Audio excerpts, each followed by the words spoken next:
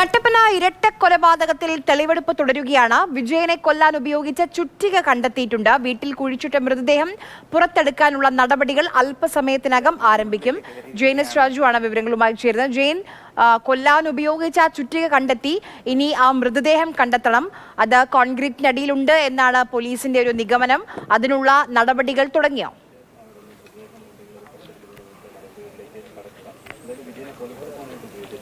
അതിനുള്ള നടപടികൾ ഇതുവരെ തുടങ്ങിയിട്ടില്ല. ഫോറൻസിക് സർജൻ എത്താനായി കാത്തു നിൽക്കുകയാണ്. അദ്ദേഹം കൂടി എത്തിയതിനു ശേഷമായിരിക്കും ഈ കുഴി തുറന്ന് അതിൽ നിന്ന് മൃതദേഹം എടുക്കുന്നതിനുള്ള നടപടികൾ ആരംഭിക്കുക. എന്തായാലും ഒരു നാടിനെ മുഴുവൻ ഞെട്ടിച്ച ഒരു കൊലപാതകം, അതിൻ്റെ ദുരൂഹതകൾ നീങ്ങുകയാണ്.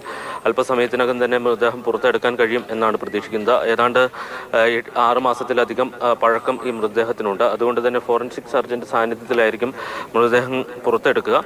ഇവിടെ നിന്ന് മൃതദേഹം പുറത്തെടുത്തതിന് ശേഷം ഈ നവജാത ശിശുവിനെ കൊലപ്പെടുത്തിയ വീട്, അത് മറ്റൊരു സ്ഥലത്താണ്. കട്ടപ്പന നഗരത്തോട് ചേർന്നുള്ള ഒരു സ്ഥലത്താണ് ആ വീടുള്ളത്. ആ വീട്ടിൽ തൊഴുത്തിൽ കുഞ്ഞിനെ കുഴിച്ചിട്ടു എന്നുള്ളതാണ് പോലീസിനോട് പ്രതി പറഞ്ഞിരിക്കുന്നത്. അപ്പോൾ ഇവിടെ മൃതദേഹം എടുത്തതിന് ശേഷം അവിടെ പോയി കൂടി പരിശോധന നടത്തേണ്ടതുണ്ട്. ഈ 2 കേസുമായി ബന്ധപ്പെട്ട് ഈ നിതീഷിന് പുറമെ ഈ കുടുംബത്തിലെ അംഗങ്ങളായിട്ടുള്ള വിഷ്ണു, സുമ എന്നിവരെ കൂടി ഈ കേസിൽ പ്രതി ചേർത്തിട്ടുണ്ട്. അതോടൊപ്പം തന്നെ കൊല്ലപ്പെട്ട വിജയനും ഈ നവജാത ശിശുവിനെ കൊലപ്പെടുത്തിയ കേസിലെ 2ാം പ്രതിയാണ്. എന്തായാലും വലിയ ദുരൂഹതകൾ ഇതുമായി ബന്ധപ്പെട്ടുണ്ടായിരുന്നു. ആഭിചാരക്രിയകൾ നടന്നിട്ടുണ്ടോ എന്നതടക്കമുള്ള കാര്യങ്ങൾ, അതിനെ സാധൂകരിക്കുന്ന ചില തെളിവുകൾ ആ വീട്ടിൽ ഇപ്പോഴും ഉണ്ട് എന്നുള്ളതാണ് ഇപ്പോൾ ആ സ്ഥലത്ത് പോയിട്ട് തിരിച്ചിറങ്ങി വന്ന വാർഡ് മെമ്പർമാരടക്കം പറഞ്ഞിരിക്കുന്നത്. അതായത് പൂജയുടെയും ആഭിചാരത്തിന്റെയും ഒരു പശ്ചാത്തലം ഈ കേസുമായി ബന്ധപ്പെട്ടുണ്ട്. ഇതെല്ലാം പറഞ്ഞുകൊണ്ടാണ് നിതീഷ് വിജയനെയും വിജയന്റെ മകനെയും ഈ വീട്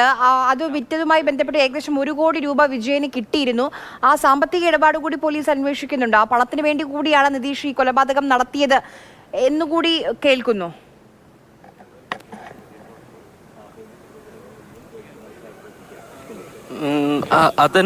അത്തരം സാധ്യതകൾ ഇല്ല എന്നുള്ളതാണ് പ്രാഥമിക അന്വേഷണത്തിൽ കണ്ടെത്തിയിരിക്കുന്നത്. അതായത് 95 ലക്ഷം രൂപ കിട്ടിയിരുന്നെങ്കിലും ഇവർ അത് ദൂർത്തടിച്ച് ചെലവാക്കുകയായിരുന്നു എന്നുള്ളതാണ്. ഈ പണം മുഴുവനും ദൂർത്തടിച്ച് ചെലവാക്കുകയായിരുന്നു.